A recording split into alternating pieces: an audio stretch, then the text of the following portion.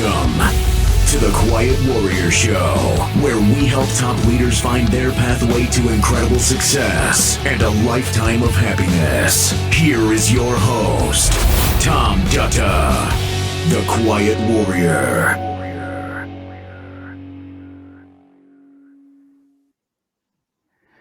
All right. Well, welcome to the Quiet Warrior Show, everybody. We are live streaming this morning on Facebook, LinkedIn, and YouTube. What that means is we're letting you peek into a recording session for the Quiet Warrior Show, the international podcast. We'll be also producing this as a YouTube premiere video. I'm excited to bring to you two amazing guests. Now, let me tell you a little bit about how I met one of the guests, and then I'll introduce them. I met Ms. Vedanshi Vala when I was co-hosting another podcast. And I was dramatically enthused and surprised at what these young leaders were doing. And well, we decided, how can I help them through the work I'm doing? And here we are. We have back the executive director of Bolt Safety Society, Vedanshi Vala, and also a member of the team. And pardon me, Ravi, if I didn't get your title right, you can tell us that, Ravi Nichols. So welcome to the show, you two. Yeah, it's great to be here. We're so excited to be on your show. Well, thank you. I've been excited about this too. And so I want to tell you that you have a big spot in my heart. Someone might say that a bolt of lightning struck me when I first learned about Bolt Safety Society. And in a good way, because as you know, my platform is about talking to people who are helping others who come from a place of adversity, or perhaps as leaders, we come from a place of adversity in our lifelines, or we've known somebody, and that inspired us to take the hero's journey to go and do something purposeful in the world. And so I remember, Vedanshi, I said to you, I want to help in any way I can to help you grow Bolt Safety Society. And so everybody, I'm going to tell you a little bit about these two amazing leaders, and then we'll get them talking about their story. And we'll start with Ravi Nichols. He's a grade 12 student attending Vancouver College. He discovered Bolt through a neighbor, and has been integral in making Bolt Safety Society what it is today. And so when I heard grade 12, Ravi, you took me on a journey in my head back to my graduation year, and I went, man, I wasn't doing anything near what you're doing. Ravi led the Bolt team to federally incorporate Bolt Safety Society in July 2020. And so this is somebody you can learn from, everyone. And it was key in various other projects, including safe hubs. And the future of the organization is in your hands, I apparently have heard. And Vedanshi Vala, as we've met before, Vedanshi is the co-founder, executive director of Bolt Safety Society. And I'll tell you, everybody, from spending time with her on another podcast, she has passion and great enthusiasm. Second-year student pursuing a UBC Bachelor of Science degree, a thinker and a learner, no question. She believes in creating safe communities. And they launched safe hubs, and since I've talked to them, there's been more developments. So let's shine the spotlight on you two and have some fun here. I want to start out by your backstories. Listen, we're all born, we have nothing in our heads, our neurons are empty, and maybe we have some influences around us. Maybe we have childhoods in the first 10 years where we go through things in life. How did each of you get to your point of having a passion for Bolt? Let's start with you, Ravi. Tell me about your story and how you got to here.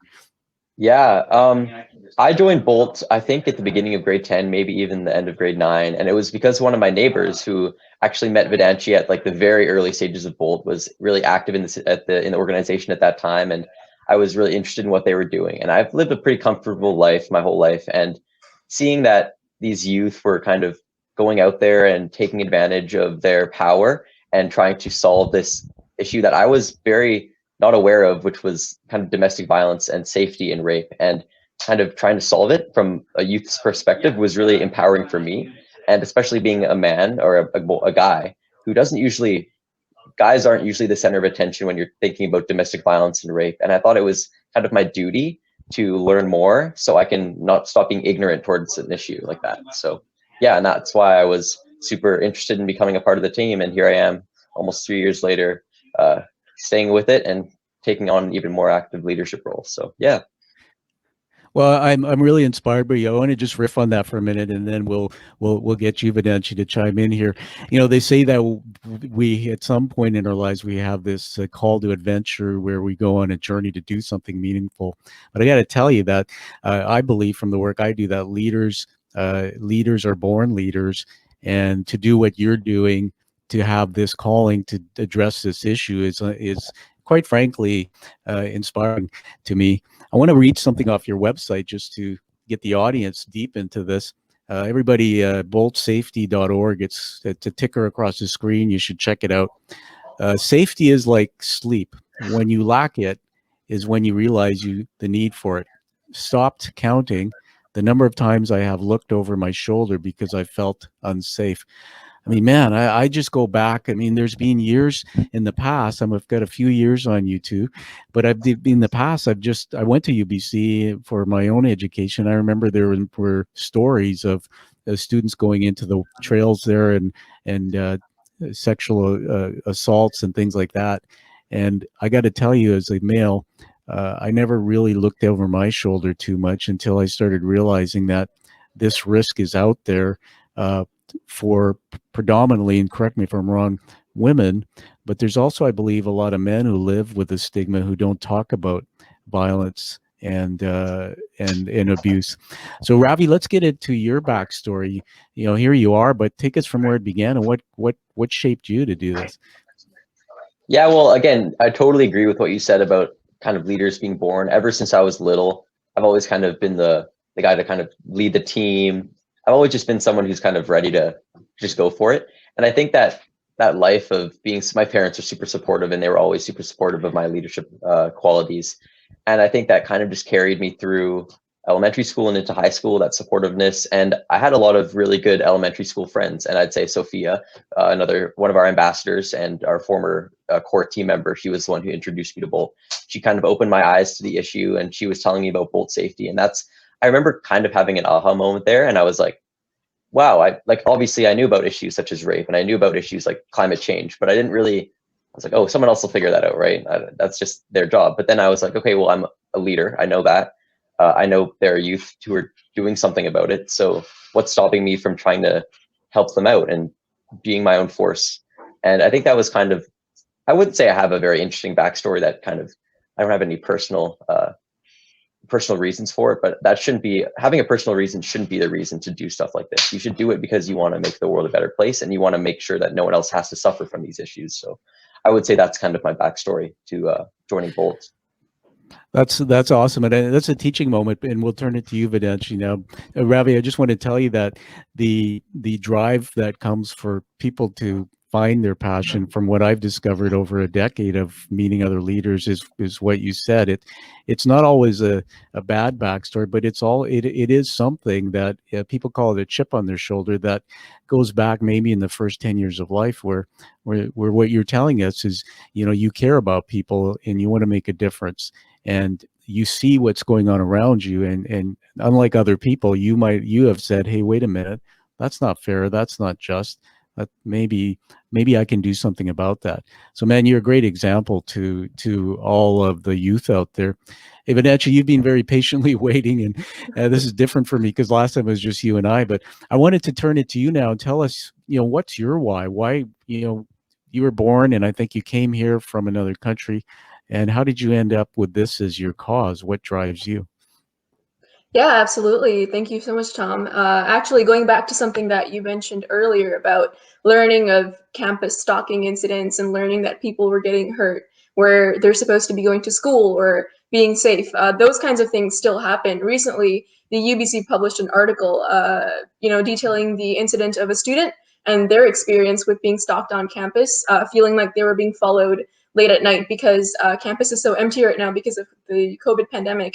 And this just goes to show that, you know, this issue is as relevant as, you know, when you're in school as it is when I am in school, and unfortunately will be when Ravi and our younger members end up going to university as well. So yeah, I am one of the co-founders alongside Ravi and the current executive director. And I found my passion to, you know, making the world and our community safer because, like you read from our website, those quotes are from real students who have shared their experiences and perspectives on how they do not feel safe living their daily lives. And it is, I think, so essential that each person have safety and know that they're not going to be hurt in any way, emotionally, mentally, physically, to achieve their fullest potential. And I think that without safety, we're preventing people from going out and, being the best that they can be. So that's sort of where I come from. And I'm so happy to have members on our team like Ravi in management positions that are so passionate about this issue and making our community safer. That's fantastic. Now, I looked at the organization. I remember when I was doing my research, and correct me if I'm wrong, Vedanshi, but it's all students, right? That's right. The whole Yeah. Now, everybody, just think about that. These leaders, federally registered and not for profit, they managed to get funding, and they are students. They're busy, and yet they created this amazing organization. I said to somebody the other day on my show, you guys, that the many of the people who are running the world today will not be around to see the future. And it's really the generation before us that we need to listen to. We need to give you a voice. Yesterday, I was in a boardroom doing a virtual workshop by Zoom with 20 executives of a group of companies, and the topic was time management. It actually was called Time Management Magic, and I thought about this. I think I need to go to that seminar. Yeah, Same here, well, yeah. that's what I was saying, because I was trying to connect to one of your support people about the show, and then I got back a response. Well, they're in school, and then I went, of course. How can I? So you guys are so busy. So maybe one of you tell me a little bit at some point how do you what advice to give people about managing time. But the next question I had really focuses on the what. I think you've defined the who. Who do you serve? You can add to that, but I want to talk about the what. I want the listeners and watchers to know, well, so what is it you do? Lifting the stigma, giving people safety. What's your stuff? Great question. Yeah, actually, just going back to what you said about time management, I think that it's exceptional what everyone on the Bolt safety team is able to do, given that all of us are students. And I'm so incredibly proud of each one of them for the work and effort that they put into the work that our organization does. And in terms of the what, I'll pass it over to Ravi to talk a little bit about that. Yeah, the what? That's kind of our biggest question. Often people don't really understand what our safety platform is, but we've built the organization around our platform, which is the Bolt the Bolt Hub, we call it. And on there is our safety kind of map. Vedanshi can get into that more because she was the one who kind of pioneered that idea, but I can kind of talk about some other stuff we do. So we launched our Safe Hubs platform in the summer. August 31st was when our pilot project launched. And that project was aimed at kind of creating safe places around the community where people who are suffering from domestic violence, from rape, can be before they get the professional care they need. Because a lot of the times people just don't know where to go. There's so many online resources, but people are scared to go on their phones if they're around an abusive partner, and it's just hard for them. So we wanted to create spaces in the community that they can go to and just receive the help they need. And we really wanted to do this project in the summer because we noticed that ever since the COVID pandemic has started, domestic violence is up. I don't know the exact stat, but it is up for sure. I've talked with someone from Coast Mental Health, and she has told me directly that it's up and it's an issue. And that was just more fuel for us to kind of do our part. And I think Bolt, we really just like doing things that are helping the community in different ways. We're not dead set on one specific thing that we can do. We want to be an organization that can be doing all sorts of things to help about kind of what's with the times. And I know Vedanshi, she can probably help me out here about the platform. Yeah, absolutely. So just like Ravi said, we launched our mobile platform, and initially it was just focused on safety and self-defense tips. But then we realized in speaking with experts that, for instance, from UBC's Sexual Violence Prevention and Response Office, that the aspect of telling people how to keep themselves safe is only such a small part of this entire problem. The reality is that we also need to be educating individuals on why it is important to create a consent culture, why it is important to not blame the victims in these situations, and why it's important to be supportive. So Bolt Safety's mobile platform, really, we consider it to be a centralized location to bring all these different resources and community services that are already existing in one place, so that it is like your one-stop shop for anything that you might need, available absolutely free of charge. Because a lot of times we find that accessibility is so important for these kinds of resources, and that's what we're trying to do. Oh, that's pretty cool. So you talk about a platform. I want to bring it down to a level so the general audience can understand. A lot of times, the audience that doesn't understand technology and terminology, um, I have to make sure I interpret this. So when you talk about a hub or a platform, I want to get it down to, okay, I'm a victim. So I'm somebody who is a student who's being raped or harmed or whatever. I'm living in fear and I don't trust anybody. Maybe I'm possibly suicidal or whatever. And so am I going to my smartphone, or like, help me know the process? How do people engage you guys? Yeah, I can actually pull up the platform right here. Sure. I actually Okay. have it. Okay. So essentially, this is the platform. Yeah. And you're seeing my admin view, but essentially Okay. that's what it looks like. And if you go on there, you can check out different tips on the hub. We have our Backyards with Bolt episodes up on there. We have safe places. So if you go on to safe hubs right there, Yeah. Yeah. then you can actually open up a list of resources. So for instance, if you are dealing with a mental health crisis, we do list crisis lines that you can call for support. There are counseling services. You might want to look into your legal options. You might want to immediately know, like, what happens in the event that, for instance, if I am sexually assaulted, then what does it look like when I walk into a hospital or a police station? And that's the kind of information that we're providing on the platform. It is completely free to join. You can just go to boltsafety.org/join and become a member for free. Wow, that's amazing. I'm going to definitely, everybody, the website's ticking across the screen there, boltsafety.org, I think it is.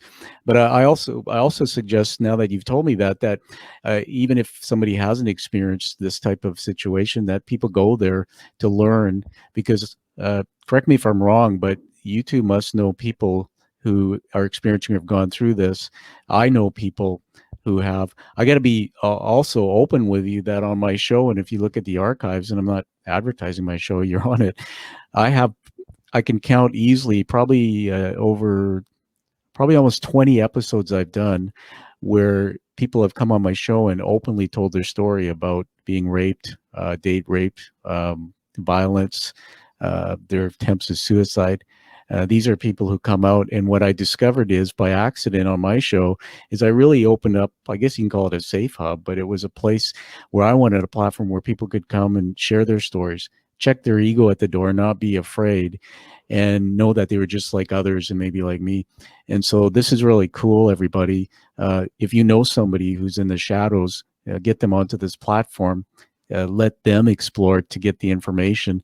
The last thing I want to say to you, and maybe I'll give it back to you to comment, is in some of the work I do, I've also kind of crossed the lines learning about the opioid crisis and whatnot.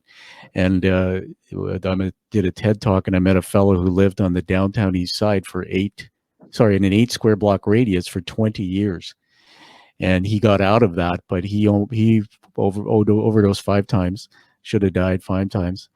Found his way into safe injection sites that are run by the federal government. And what he told me personally, and he came on my show, is he said, look, he said, I just needed a place to go where I could feel safe, where I could trust people. And I said, as soon as they opened the door for me, that there was hope, I was open to using the services and finding my way out. So let's go there. So somebody goes to your website, looks at the information, maybe they're in a home or they're in a dorm or something where they're afraid, and they're in this state where they are being abused constantly. You talk about safe. Are there places they can go through this? You said that you might have maps. Just tell me more about that. That's right. Yeah, for sure. So on the mobile platform, there's actually an interactive map. So if you go onto the mobile platform and click on the map, you'll actually be able to pull up a map that shows where there are safe locations across Metro Vancouver. We actually have a safe hub location on the island as well, which was really neat.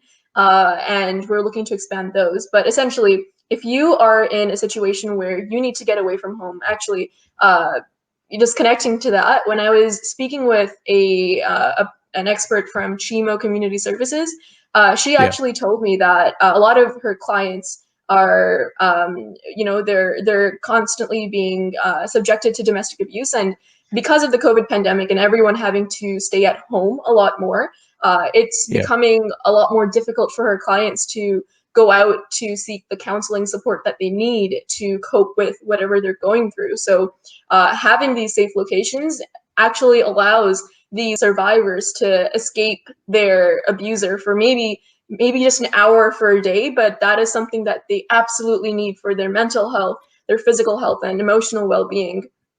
So that is absolutely crucial. We also don't want to be we don't want Bolt to be the place to go, and we don't want to solve your problems. We want to create like resources, because we know that we are just youth. We don't know all the solutions, but we want to connect you with the people who can, and that's really important. And that's why Safe Hubs, we want it to be kind of an in-between place. If you're struggling from a very serious relationship or domestic violence, we don't want you to stay there. We want you to go there and then take the next steps to get somewhere where there's even more help. So that's really important to us. Like a hospital, a crisis shelter, calling a crisis support line. Just sometimes, like Tom, you mentioned, someone may not be able to do that at home while their abuser is literally 5 feet away from them. But if they get out to a nearby safe location, and they can make the necessary phone call and arrangements to get themselves to professional help. Yeah, that's awesome. That's exactly where I was going in my mind. It took me on a journey about, okay, I'm putting myself back in the situation, and what do I do? So I connect to the platform, and then maybe I find my way to something. I have a lot of experience with mental health. I have some lived experience, as you know, from the work I've been doing, and I've spent 10 years really at a society level in leadership like you guys. And one thing I find is that people who have crises, mental health, they can't think straight. They need help. They're paralyzed. And even the basic things of, how do I find information? They need that help. And so what you guys are doing is so amazing and important, that we got to get the word out. One of the things I do, I've signed up to be a volunteer crisis text line counselor. And it was just something, again, I was driven to because of my backstory. And so when you said that domestic violence is going up, I was going to say why. I can tell you from what I do. So the crisis text line is where, for 2 to 4 hour shifts, I'm on a platform and people are texting into me, and these are youth who are virtually suicidal, and I have to walk them down off the ledge, and it's incredible. And there's a database that they gave us access to. And when I open it up, it basically shows the number of texts that have been exchanged between youth and this organization. And it's like 56 million. And there's like a stock ticker, it goes up and up since 10 years ago. And the categories of why people are calling in, the abuse and all this stuff, it's horrendous. So that brings me to the COVID times. Violence is increasing. Help me understand why that is. Is it because of COVID? Is it because of isolation? What's that all about? I can actually bring in a quick statistic here before I pass it back to Ravi. But when we were doing our research for Safe Hubs, we actually found that there are crisis support services that have reported over 400% increase in calls for help. And so, Tom, just connecting to what you said, during the COVID pandemic, I mean, domestic abuse and violence was such an issue of great magnitude even before the COVID pandemic, but especially during this crisis when everyone's at home and unable to necessarily go to work or go to school. That's where we see this increase, and it's really unfortunate, and we need to do something about it together. Yeah, thank you for saying that. The reality of the situation is that we are home more often than before, and that's where all of the domestic violence is typically happening. And work can sometimes be an escape. School can sometimes be an escape. And these things that are moving to online platforms or are moving home is just increasing the stress and increasing the amount of the texts that these crisis lines are getting. And it's really sad. And we wanted to do something about it. Oh, you guys are just awesome. My heart's growing here, like that. My favorite Christmas show, The Grinch Who Stole Christmas, if you know it, where his heart grew 3 times. Yeah. what you said to me on this other journey that they're saying, and even the health ministers when they do their updates about COVID, that they're talking about keeping the schools open and the importance for children and mental health.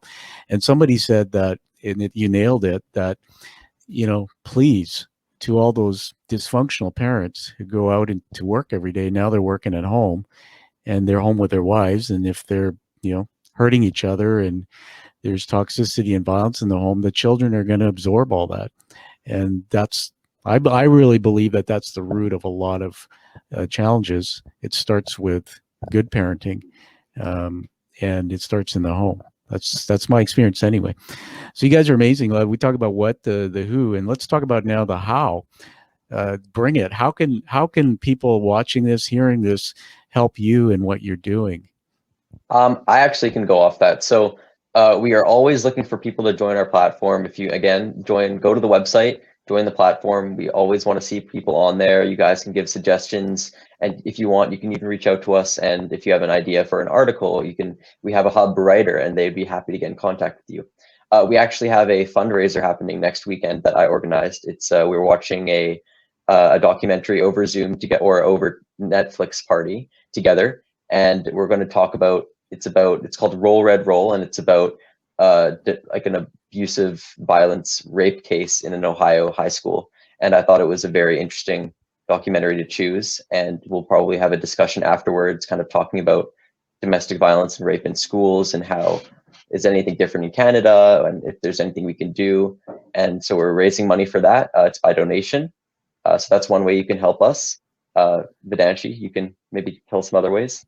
Yeah, absolutely. So those are ways to get directly involved with the team and our initiatives. And the other way really is to, educate yourselves, because a lot of these situations arise because people don't know that it is not okay to hurt other people. And this might sound like common sense, but unfortunately, this common sense isn't common enough, So go out there, educate yourself. What does an abusive relationship look like? If you find yourself in such a situation, then you can absolutely go on our platform or even literally Google search available crisis support services in your area and get the support that you need. It is not your fault whatsoever to be put in this situation, and we believe you, and we're here for you. And really, it's just about stepping forward as a community and saying, all right, we're going to put an end to this. We're not going to tolerate this anymore, and that's that. Yeah, thank you. As you were talking, I was going on the journey again. I was thinking about the definition. I love what you guys are doing. Everybody, just for those chiming in now, we're with Vedanshi Vala, who's the executive director and co-founder, and Ravi Nichols, part of the team that built Bolt Safety Society. We're talking about students for safety. And Vedanshi, what you just said sent me on this. I almost want to get on my soapbox and rant, because that's just what I do. I'm so emotion-based. I was thinking about the definition. I mean, what you're doing with education is huge, because when somebody says abuse, it has so many different forms. Most people don't understand what that means. What is violence in the home?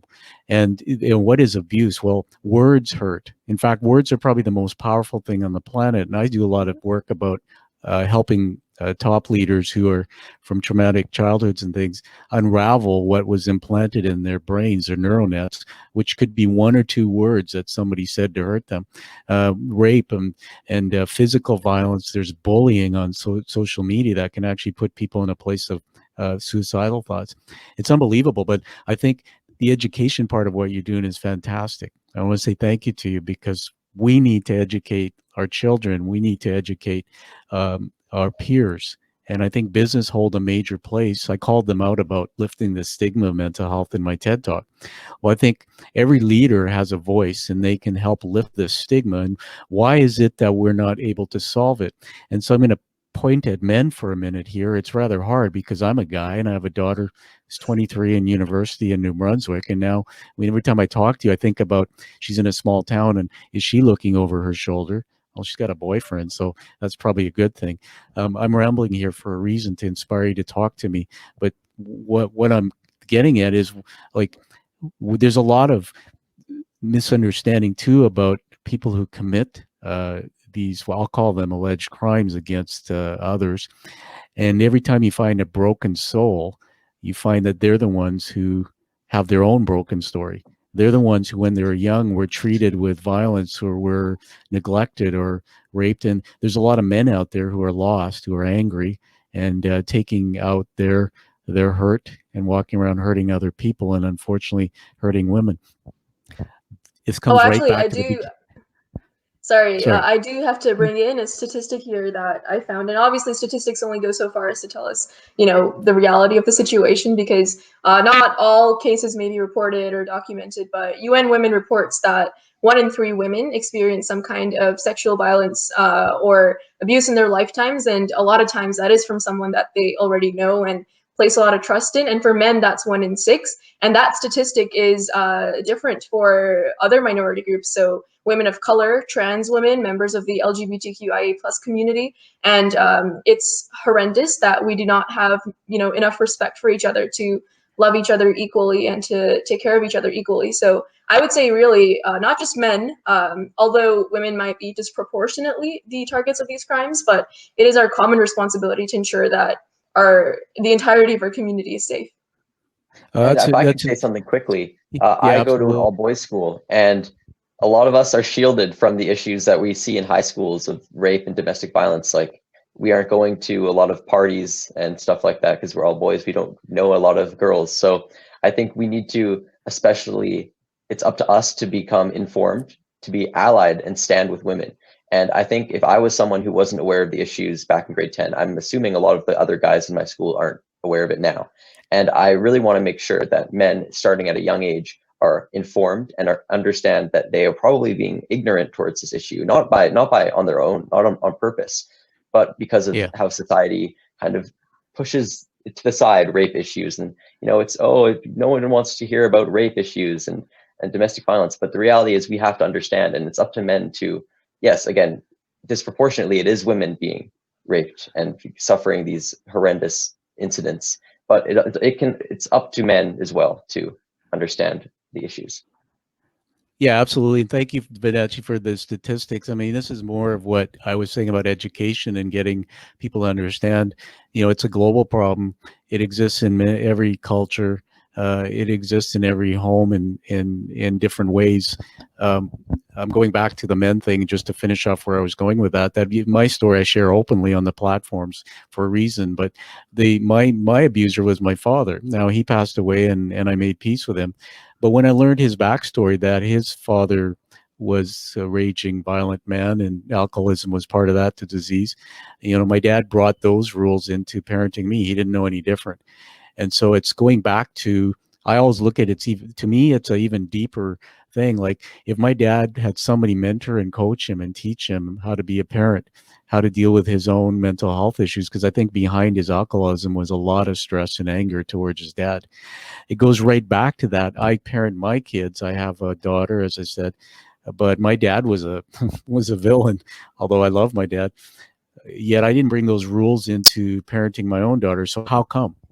Well, it's because somewhere along the lines, I was around people like you and information and knowledge that taught me the difference between violence and nonviolence, the choices I have. And if I had to, believe it or not, and as an early leader in my career, I became a CEO at 31 years of age, and I had a performance review, and they said, if you want to be the man, you've got to change. And I was horrified. And I had blind spots because they said, the relationships you're having with people, your team, you're winning awards, building companies, and we really love you, but you can't gel teams together. And what I was doing is I was bringing the rules of communications, and my dad was a military commanding officer, so command and control style, into business to lead people. And so with a coach and with some education, I unraveled and learned a lot about how to actually develop character and be a better leader. And that's why I teach leaders today. This show isn't about me, but I wanted to share that because you really touched my heart here, that for all those women who are raped and abused, I always think hard about the perpetrator. And I'm a faith-based guy, and God says broken people need help. And I think about, why is it, what do we need to change those men so they don't hurt and they don't do these things? And so finding the education and platforms like yours is just a huge blessing to the world. So thank you. before I get all teary-eyed and emotional here, I'm going to we'll shift back into something. I mean, as I'm talking to you, share any thoughts or anything, if you want to say, Tom, you're wrong or whatever. I'm an open book here. But Well, I'm I'm like, just gonna jump in and say that, Tom, thank you for sharing your story and your experiences. It takes a lot of courage to step forward and do that. And I think that what you've done is absolutely incredible, and helping other leaders, overcome their own traumatic events and experiences and find their own voice in this world. That is incredible work that you're doing. So thank you for everything that you do. Agreed. Yeah. well, thanks, you guys. I appreciate it. And the only reason I can do it is because I have a safe audience to talk to. That, by the way, is a teaching moment. Find a place to go where there's safety so that you don't feel the stigma to talk about what's happening. Bolt Safety Society, everybody. That's a great place to connect to. The last thing I want to ask you is to both of you is, in a world that we have today, and you look at your vision of what you're doing, by the time you're done with it and you have a long way to go, um, what do you think the world's going to look like after you've had your way with it? Just free for all. I can start, and I think obviously it's going to be a long road. We aren't going to solve this overnight, but I do see a future where rape and domestic violence are down, and people are aware, and people are standing together against these issues. But I think it'll take some time, and I think it's going to take a lot of information and knowledge, and I think it has to be just stop being clouded. This issue can't be shielded from the eyes of children anymore. It has to be brought to their attention so they understand the seriousness of it from a young age. And I think that's the main thing we can do to make sure that this issue is eradicated as soon as we possibly can. Absolutely. Awesome. And I'm gonna agree with Ravi on this 100%.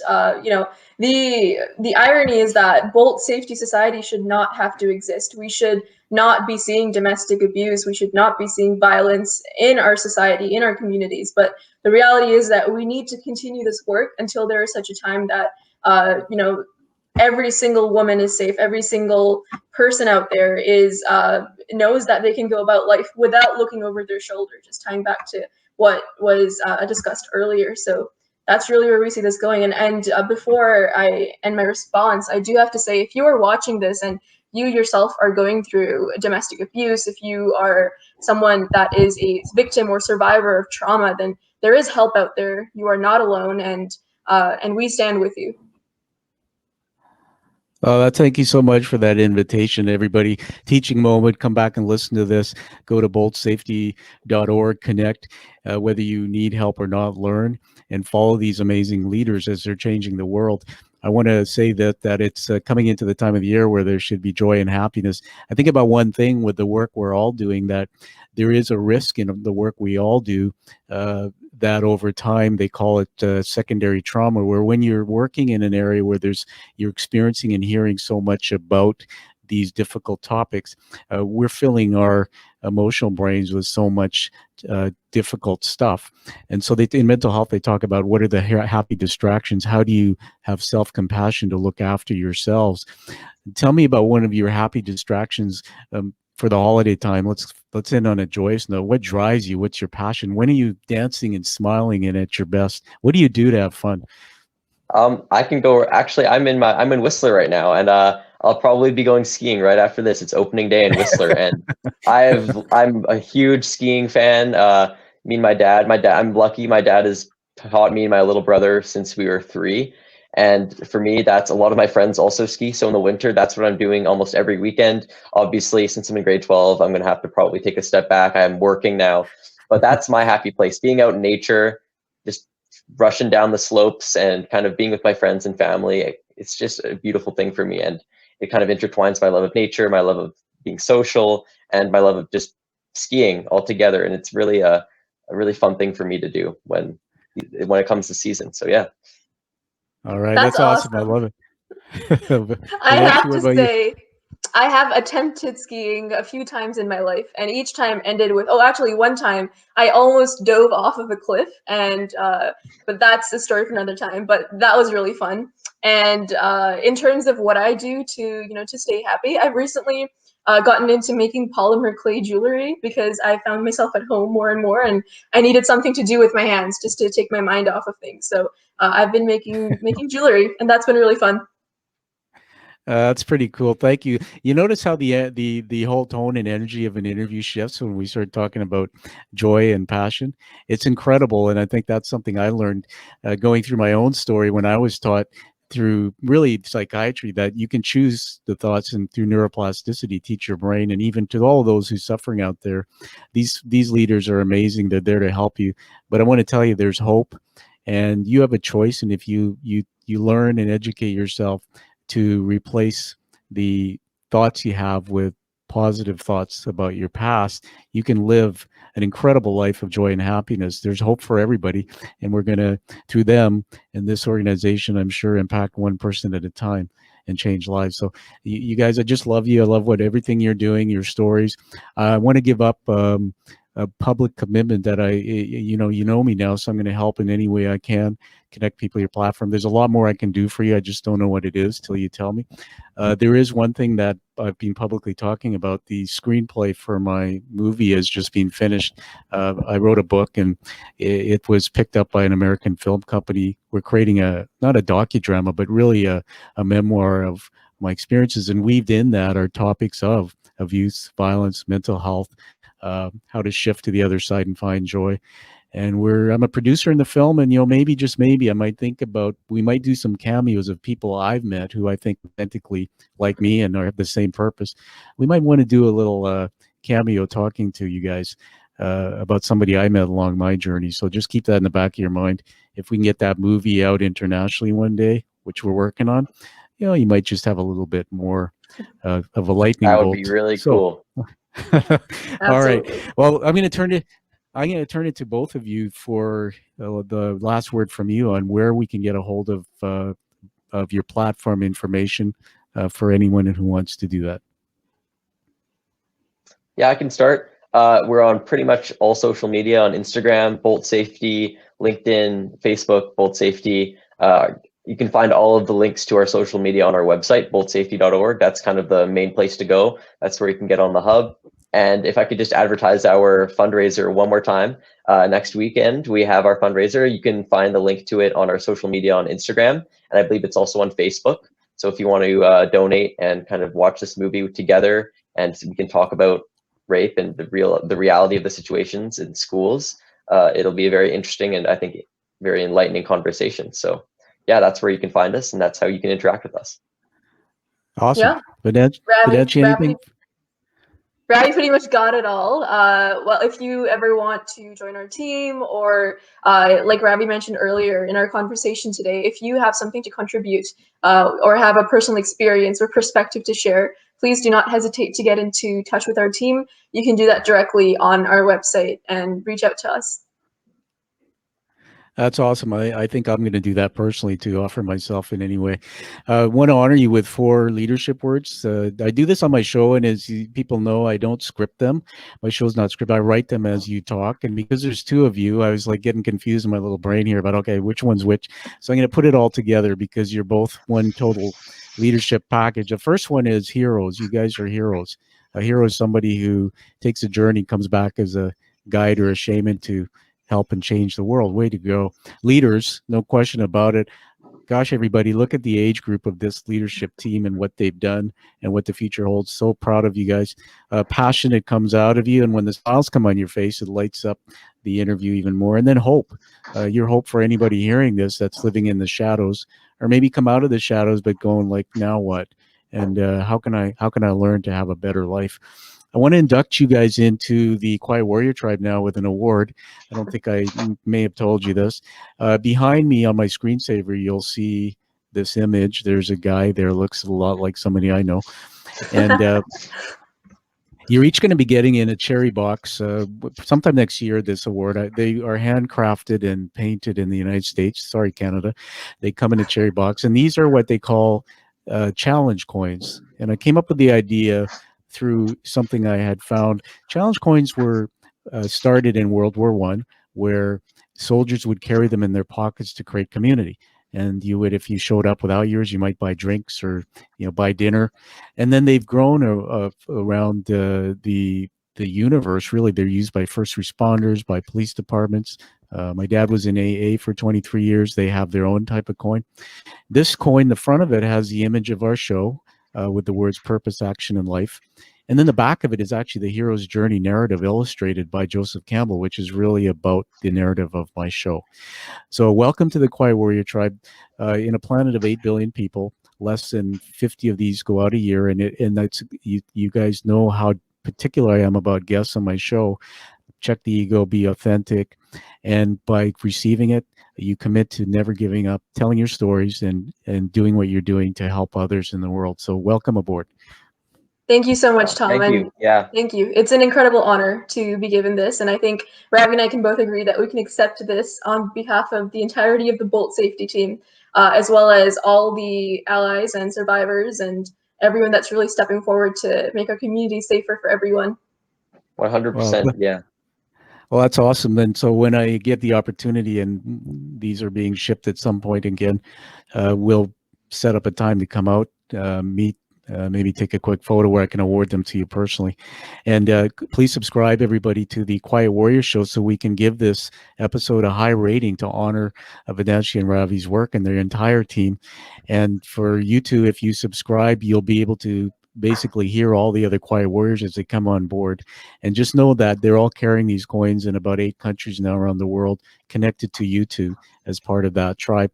Everybody, find this show on your favorite podcast channel, give it a high rating, and live that life with purpose. Live that life with passion, like you hear from Vedanshi and Ravi, and live the life that you deserve and desire. Thank you guys for being here. We'll talk to you again. Thank you, Tom. You're welcome. Thank you for listening to The Quiet Warrior Show. Create is a motive-based leadership development firm. www.create.ca